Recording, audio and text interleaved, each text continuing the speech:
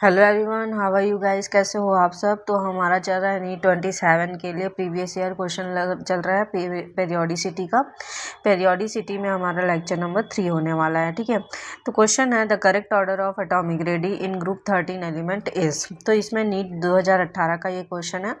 ठीक है, तो हमारे पास ऑप्शन है ग्रुप 13 में आपके कौन कौन से आ जाते हैं, बोरॉन, एल्यूमिनियम, गैलियम, इंडियम और थीलियम। तो ये आपके ग्रुप 13 के एलिमेंट्स है। तो इसको आपको बताना है कि एटॉमिक रेडी क्या होने वाली है। ठीक है, तो वीडियो को पूरा देखिएगा, लास्ट तक देखिएगा, ये बहुत ही इंपॉर्टेंट होने वाला है आप लोगों के लिए। ठीक है, क्योंकि लास्ट ईयर क्वेश्चन है, रिपीट होते हैं। तो हमारे पास कंसेप्ट आता है। सबसे पहले कंसेप्ट हम पढ़ेंगे इसमें शील्डिंग इफेक्ट का। ठीक है, किसका? Shielding effect. क्या है शील्डिंग इफेक्ट, है ना। तो देखो, शील्डिंग इफेक्ट वो होता है जैसे कि आपके पास ये एटम है कोई, तो ये एटम में आपका ये क्या है, शेल होते हैं। ठीक है, ये बाहर वाले शेल को बोलते हैं आउटर सेल। ठीक है, और अंदर वाले शेल को बोलते हैं इनर सेल। क्या बोलते हैं? इनर शेल बोलते हैं। ठीक है, ये हो गया। तो आपके देखो, ये आपका जो न्यूक्लियस है, न्यूक्लियस में कौन सा आयन्स होते हैं? प्लस आयन, प्रोटॉन्स होते हैं। और इलेक्ट्रॉन्स कैसे होते हैं? माइनस आयन होते हैं। तो प्लस आयन जो होते हैं माइनस आयन को क्या करते हैं? अट्रैक्ट करते हैं अपने तरफ। इलेक्ट्रॉन को क्या करेंगे? अट्रैक्ट करेंगे। लेकिन इनर सेल के अंदर भी तो इलेक्ट्रॉन्स हैं, है ना।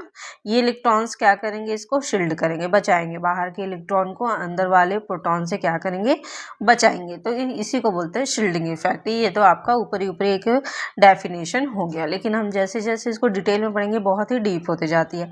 तो ये एक आपका डेफिनेशन है कि इनर सेल के इलेक्ट्रॉन आउटर सेल के इलेक्ट्रॉन को न्यूक्लियस के अट्रैक्शन फोर्स से बचाते हैं। इसे ही क्या बोलते हैं? शील्डिंग इफेक्ट बोलते हैं। अब शील्डिंग इफेक्ट जो होता है हमारा, सबसे अच्छा होता है एस ऑर्बिटल में, फिर होता है पी ऑर्बिटल में, उसके बाद होता है डी ऑर्बिटल में, उसके बाद होता है एफ ऑर्बिटल में। ठीक है, तो एस ऑर्बिटल में क्यों अच्छा होता है? देखो, एस ऑर्बिटल का शेप कैसे होता है? स्फेरिकल होता है।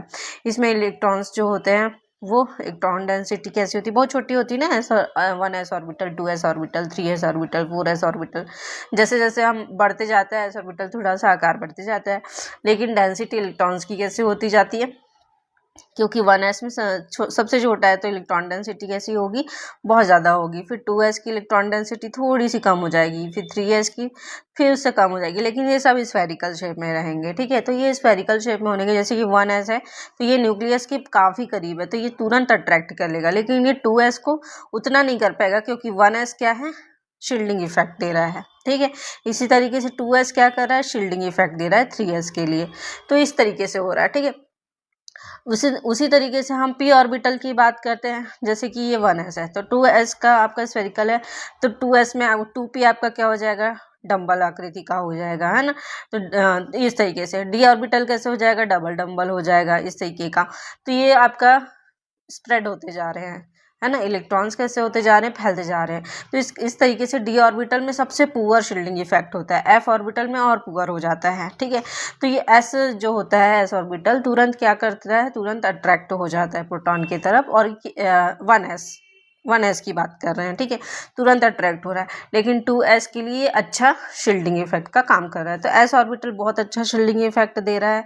पी ऑर्बिटल जो हो रहा है थोड़ा सा कम दे रहा है। टी बहुत पुअर है, और उससे भी ज़्यादा पुअर है एफ ऑर्बिटल। ठीक है, तो ये शील्डिंग इफेक्ट का एक कंसेप्ट हो गया। ठीक है, इसको समझ में आना चाहिए आपको। अब देखो कि हम बोल रहे हैं कि इसमें क्वेश्चन में बोला जा रहा है कि आपका ग्रुप 13 एलिमेंट्स, मतलब आपका बोरॉन है, एल्यूमिनियम है, गैलियम है, इंडियम है और थीलियम है। ठीक है, तो इसमें क्या हो रहा है? हम ग्रुप 13 में हम ऊपर से नीचे की तरफ जा रहे हैं, तो एटॉमिक नंबर क्या हो रहा है भाई? एटॉमिक नंबर हमारा बढ़ रहा है। एटॉमिक नंबर बढ़ रहा है। एटॉमिक रेडी भी आपकी क्या हो रही है? इसमें बढ़ रही है। ठीक है, एटॉमिक रेडी भी बढ़ रही है। तो देखो इसमें क्या हो रहा है, जैसे कि आपका बोरॉन का क्या है? 5 है, एटॉमिक नंबर बढ़ रहा है। एल्यूमिनियम का 13 हो गया, गैलियम का हो गया 31, 49 इंडियम का हो गया, और 81 आपका थीलियम का हो गया। ठीक है, अब देखो बात हो रही है कि आपका एल्यूमिनियम का जो साइज है वो गैलियम से थोड़ा बड़ा है कि छोटा है, ये बोल रहा है। मतलब आपको क्या बोला जा रहा है? क्वेश्चन में पूछा जा रहा है कि करेक्ट ऑर्डर किसका है? सबसे छोटा बोरॉन का है। ठीक है, सबसे छोटा किसका है, बोरोन का है। उसके बाद एटॉमिक नंबर के अनुसार एल्यूमिनियम का होना चाहिए, लेकिन यहाँ पे एक्सेप्शन हो जाता है गैलियम। ठीक है, इसका साइज एल्यूमिनियम से भी कैसे हो जाता है, छोटा हो जाता है, एल्यूमिनियम से भी छोटा हो जाता है। फिर एल्यूमिनियम का थोड़ा बड़ा होता है, फिर थेलियम का बड़ा होता है, फिर इंडियम का आता है। ठीक है, तो हमारा जो एक्सेप्शन है, हमारा एक्सेप्शन क्या है कि गैलियम का आकार जो होता है एल्यूमिनियम से कैसा है, एल्यूमिनियम से कैसा है, बड़ा है। सॉरी, एल्यूमिनियम से कैसा है, छोटा है। ठीक है, एल्यूमिनियम से कैसा है, यहाँ पे छोटा है। तो कैसे हो जाएगा, इस तरीके से हम दर्शा देते हैं। तो गैलियम का जो आकार होता है वो एल्यूमिनियम से छोटा क्यों है। यहाँ पे प्रश्न उठता है कि गैलियम का आकार जो होता है वो एल्यूमिनियम से छोटा क्यों है। तो इसको देखते हैं। देखो इसमें क्या होता है, हम इसको समझ सकते हैं शील्डिंग इफेक्ट से। ठीक है, इसको हम किससे समझेंगे, शील्डिंग इफेक्ट से समझेंगे। तो देखो एल्यूमिनियम का कितना है आपका, 13 है। ठीक है, अब इसका जो आपका इलेक्ट्रॉनिक कन्फिग्रेशन होगा नियॉन, नियॉन का हो जाएगा 10। ठीक है, 3s2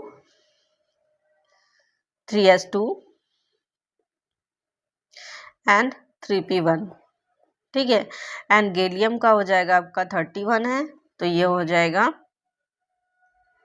ऑर्गन, ऑर्गन होता है 18, ये हो जाएगा 3d10 एंड इसके बाद हो जाएगा 4s2 एंड फिर 4p1, 4p1। ठीक है, तो इस तरीके से हम देख सकते हैं इसमें। ठीक है, अब देखो कि इसका आकार छोटा क्यों होता है, गैलियम का आकार एल्यूमिनियम से छोटा क्यों हो रहा है। ये देखो, देखो क्या हो रहा है कि शील्डिंग इफेक्ट यदि आते आते एल्यूमिनियम के तरफ, जैसे बोरॉन हो गया, एल्यूमिनियम हो गया, बोरॉन हो गया, एल्यूमिनियम हो गया, गैलियम हो गया, इंडियम हो गया और थेलियम हो गया। ठीक है, तो हम जैसे ऊपर से नीचे की तरफ जा रहे हैं तो हमारा इसमें किस में आया, ये आपका 3s और 3p में आ रहा है इलेक्ट्रॉन, 3s और 3p2 और 3p1 में आ रहा है।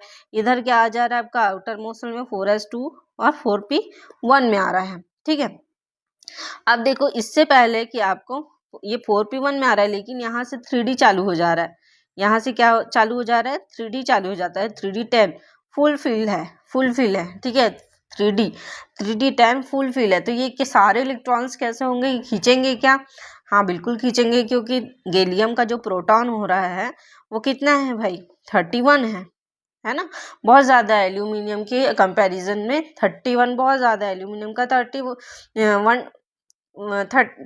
है ना, इसका कितना है, 31 है। तो ये जो गैलियम के इलेक्ट्रॉन्स प्रोटॉन्स होते हैं, इस तरीके से गैलियम के जो प्रोटॉन्स होंगे वो क्या करेंगे, 3d इलेक्ट्रॉन को, 3d के इलेक्ट्रॉन्स को अपनी तरफ खींचेंगे, खींचेंगे। ठीक है, क्योंकि बहुत पुअर शील्डिंग इफेक्ट है, लेकिन प्रोटॉन तो खींच रहा है, क्योंकि भाई देखो 3d का जो आकार हो रहा है वो कैसा है, स्प्रेड है, बहुत ज़्यादा स्प्रेड है, फैला हुआ है ना। तो ये आसानी से, ये प्रोटॉन्स काफ़ी ज़्यादा है तो ये इसको खींचेंगे अपनी तरफ। इस कारण गैलियम का आकार कैसे हो जाएगा, छोटा हो जाएगा, और एल्यूमिनियम का कैसे होगा, थोड़ा बड़ा होगा। ठीक है, ये गैलियम का हो गया और ये एल्यूमिनियम का होगा। तो हमारा ऑप्शन नंबर इसमें आ जाएगा सी, हमारा ऑप्शन नंबर सही होगा। ठीक है, बात यहाँ पे समझ आया। तो हमारा करेक्ट ऑर्डर कौन कौन सा हो रहा है, करेक्ट ऑर्डर हो रहा है हमारा बोरॉन, उसके बाद आ जा रहा है गैलियम, उसके बाद एल्यूमिनियम, फिर आ रहा है इंडियम, उसके बाद आ रहा है थीलियम। तो ये हमारा सही ऑर्डर होगा। ठीक है, राइट। चलिए नेक्स्ट क्वेश्चन देखते हैं।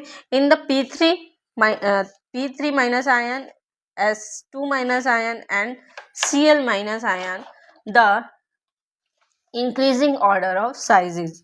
अब देखो इसमें इंक्रीजिंग ऑर्डर पूछा है। ठीक है भाई, इसमें इंक्रीजिंग ऑर्डर क्या होगा।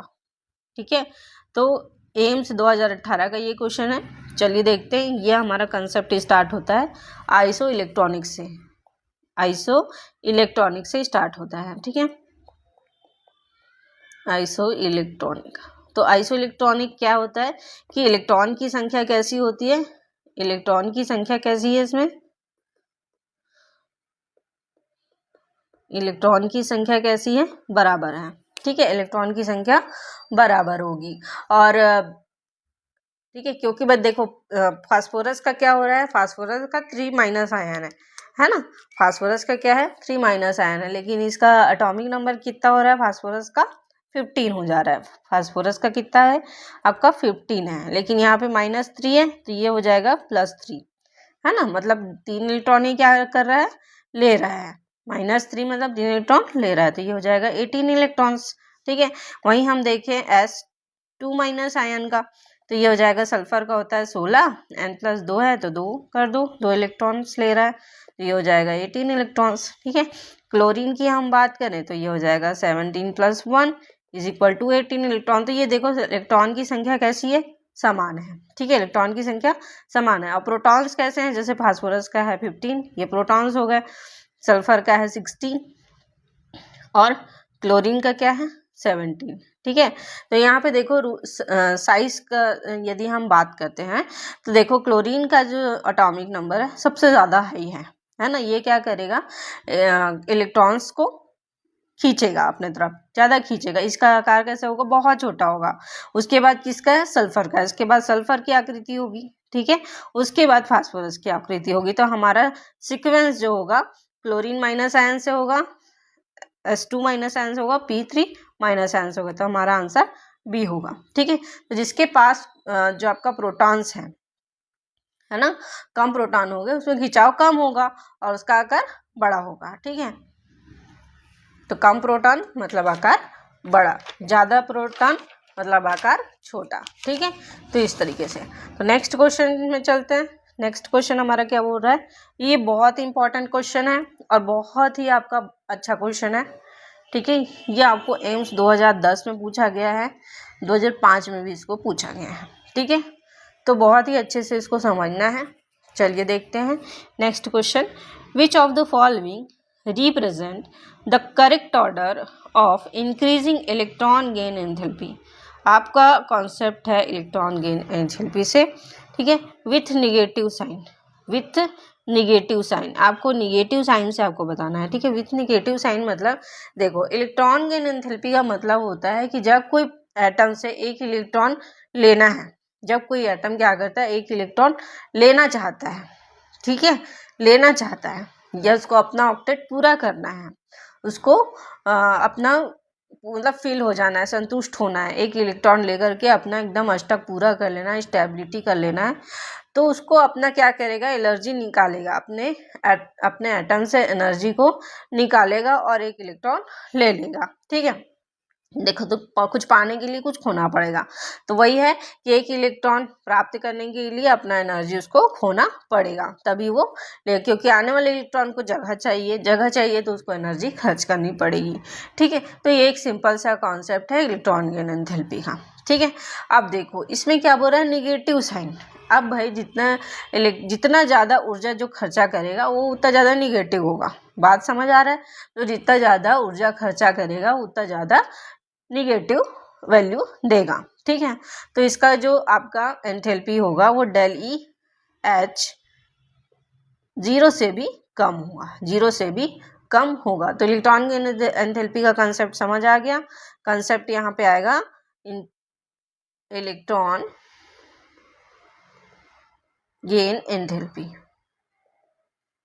ठीक है, मतलब आपको कोई भी आपका जो एटम्स हैं जिसको अपना ऑक्टेट पूरा करना है, वो अपना एक इलेक्ट्रॉन क्या करेगा, कहीं से भी लेने की कोशिश करेगा और ले करके अपना एक जगह बनाएगा। जगह बनाने के लिए उसको कुछ एनर्जी रिमूव करनी पड़ेगी।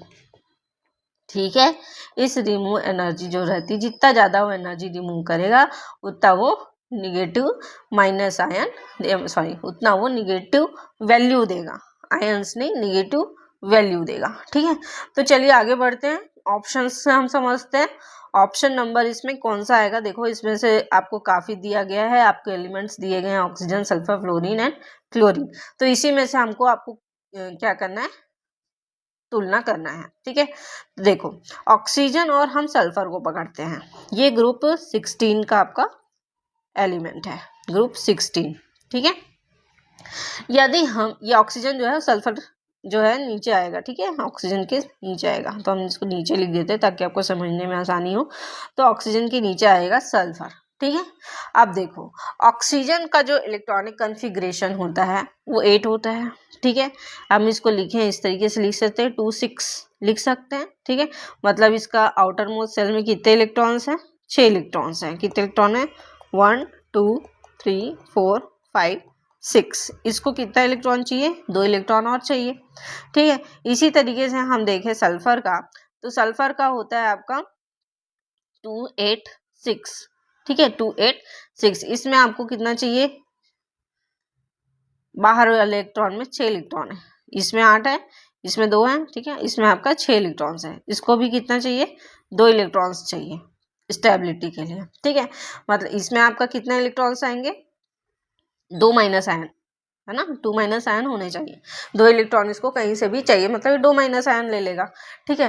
तो अब देखो यदि हम इसमें कंपैरिजन करते हैं ऑक्सीजन और सल्फर में, ऑक्सीजन और सल्फर में हम कंपैरिजन करते हैं तो इसको भी 2 इलेक्ट्रॉन चाहिए, इसको भी 2 इलेक्ट्रॉन चाहिए, ठीक है। तो पीरियड में हम देखेंगे कि हम सेकेंड पीरियड में ही आते हैं, तो सेकेंड पीरियड में क्या होता है कि इसका जो साइज होता है ये सेकेंड पीरियड का है और ये थर्ड पीरियड का है, ठीक है। तो ये जो सेकेंड पीरियड का जो ऑक्सीजन होता है इसका साइज बहुत कम होता है, क्योंकि एटॉमिक नंबर बहुत कम है, 8 है, और इसका कितना है, 16 है, थोड़ा बढ़ जा रहा है। मतलब इसका साइज कैसे हो जाएगा, थोड़ा बढ़ जाएगा, थोड़ा सा बढ़ जाएगा, है ना। तो ये सिंपल समझ आया। तो इसका जो इंक्रीजिंग इलेक्ट्रॉन्स गेन कैसे होगा, ये क्या करेगा, इसको इलेक्ट्रॉन लेने के लिए, ऑक्सीजन को बाहर से इलेक्ट्रॉन लेने के लिए इसको क्या करेगा, घुस घुस के ठूस ठूस के यहाँ पे इलेक्ट्रॉन भरे हुए हैं, ठीक है, ठूस ठूस के इलेक्ट्रॉन्स भरे हुए हैं।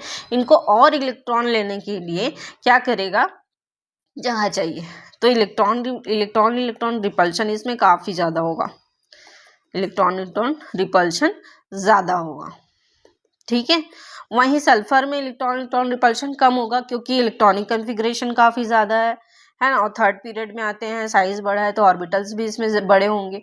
तो ये कैसे होंगे, इलेक्ट्रॉन इलेक्ट्रॉन जो सल्फर में होगा उसमें इलेक्ट्रॉन बाहर आने के लिए, इलेक्ट्रॉन ग्रहण करने के लिए इलेक्ट्रॉन इलेक्ट्रॉन रिपल्शन जो होगा वो कैसे होगा, कम होगा, ठीक है। तो हमारा जो ऑर्डर होगा वो इस तरीके से होगा, ठीक है। यहाँ तक बात समझ आ गया। अब पकड़ते हैं हम किसको, 2 एलिमेंट्स और हैं हमारे, फ्लोरीन और क्लोरीन को। देखो फ्लोरीन और क्लोरीन का केस भी ऐसा ही है, ठीक है। फ्लोरीन का भी आकार कैसा है, फ्लोरीन का होता है 9, ठीक है। इसको एक इलेक्ट्रॉन लेना है, केवल एक इलेक्ट्रॉन लेना है, ठीक है, और ये संतुष्ट हो जाएगा, ठीक है, स्टेबिलिटी आ जाएगी, ठीक है। लेकिन इसका साइज कैसा है, इसका जो साइज होता है वो बहुत छोटा है, बहुत छोटा है, ठीक है। इसमें भी इलेक्ट्रॉन इलेक्ट्रॉन रिपल्शन कैसे होगा, बहुत ज़्यादा होगा, रिपल्शन ज़्यादा होगा, ठीक है। तो इसका भी साइज कैसे होगा, बहुत कम होगा, है ना, इसका भी साइज कैसे होगा, बहुत कम होगा। वैसे तरीके से हम क्लोरीन की बात करें तो इसमें को भी एक इलेक्ट्रॉन लेना है और ये स्टेबिलिटी कंप्लीट कर लेगा। इसका साइज जो होगा फ्लोरीन के कंपैरिजन में, क्योंकि इसका 17 होता है तो थोड़ा बड़ा होगा, साइज कैसे होगा, थोड़ा बड़ा होगा, ठीक है, इसके कंपैरिजन में। इसमें इलेक्ट्रॉन इलेक्ट्रॉन रिपल्शन जो होगा वो कैसे होगा, कम होगा, इसमें इलेक्ट्रॉन इलेक्ट्रॉन रिपल्शन जो होगा वो कम होगा, ठीक है। तो बात ये हो गई। तो इसका भी ऑर्डर हमको समझ आ गया कि फ्लोरीन होगा, उसके बाद कैसे होगा, क्लोरीन होगा, ठीक है, उसके बाद क्या होगा, क्लोरीन होगा। तो इस तरीके का ऑर्डर होगा, ठीक है। तो यहाँ पे बात समझ आ गई। अब हम बात करते हैं, कंपैरिजन करते हैं फ्लोरीन और सल्फर में, ठीक है, फ्लोरीन और सल्फर में। तो देखो सल्फर का जो केस है उसको -2 है, मतलब इसको 2 इलेक्ट्रॉन चाहिए। फ्लोरीन का जो केस है इसको -1 चाहिए, केवल एक इलेक्ट्रॉन चाहिए, ठीक है, समझ आ रहा है। इसको 2 इलेक्ट्रॉन चाहिए, इसको 1 इलेक्ट्रॉन चाहिए, तो इसकी जो स्टेबिलिटी होगी वो कम हो गई ना। यदि स्टेबिलिटी के पॉइंट ऑफ व्यू से देखें तो सल्फर की स्टेबिलिटी कम है फ्लोरीन से, यदि वो -2 लेगा तो, क्योंकि 1 लेगा फिर दूसरा लेगा। यदि हम 2 इलेक्ट्रॉन की बात करते हैं तो पहले इलेक्ट्रॉन लेने के लिए उसको कम एनर्जी चाहिए, क्योंकि उसको दूसरा भी लेना है, तो वो अपना एनर्जी बचाएगा। क्योंकि भाई मेरे को, आप देखो कुछ भी, आप कहीं भी जा रहे हो, आपके पास सफिशिएंट पैसा नहीं है, आपको कुछ चीज़ लेना है तो आप उसके लिए मोल भाव करेंगे और ऐसा चीज़ लेंगे जिससे आप पहले थोड़ा कम खर्च करें, क्योंकि आप बचाना चाहेंगे, अगले खर्च के लिए पैसा बचाना चाहेंगे। तो वही चीज़ है कि आपको सल्फर को यदि 2 इलेक्ट्रॉन चाहिए तो एक इलेक्ट्रॉन आने वाले इलेक्ट्रॉन के लिए वो कम एनर्जी खर्च करेगा। और जब दूसरा चाहिए तो वो फिर एक खर्च करना है उसको एनर्जी, मतलब वो एनर्जी बचाएगा। यदि हम फ्लोरीन के केस में देखते हैं तो फ्लोरीन के बस एक इलेक्ट्रॉन चाहिए स्टेबिलिटी के लिए, तो वो क्या करेगा, आने वाले इलेक्ट्रॉन को तुरंत ग्रैब कर लेगा और एनर्जी रिमूव कर देगा, है ना, ज़्यादा एनर्जी रिमूव करेगा। तो ये ज़्यादा एनर्जी रिमूव कर रहा है, ठीक है, ज़्यादा एनर्जी रिमूव कर रहा है, मतलब इसकी वैल्यू कैसी होगी, कम होगी। इसकी वैल्यू कैसी होगी, सबसे ज़्यादा होगी। इसकी वैल्यू कैसे होगी, ज़्यादा निगेटिव होगी, ज़्यादा निगेटिव होगी, ठीक है। तो वही है कि आपका जो सीक्वेंस होगा वो आंसर नंबर बी होगा। पहले ऑक्सीजन की होगी, ठीक है, इलेक्ट्रॉन की एंथैल्पी, उसके बाद सल्फर की होगी, उसके बाद फ्लोरीन की होगी, उसके बाद क्लोरीन की होगी, ठीक है। तो ये आपका बहुत ही इंपॉर्टेंट क्वेश्चन है आपके पॉइंट, इस एग्जाम के पॉइंट ऑफ व्यू से। आपको ये क्वेश्चन फिर से रिपीट हो सकता है, इस साल भी हो सकता है, ठीक है। तो आज का वीडियो आपको कैसा लगा, अच्छा लगा हो तो लाइक करो, शेयर करो एंड सब्सक्राइब जरूर करिए। तब तक के लिए take care and bye bye.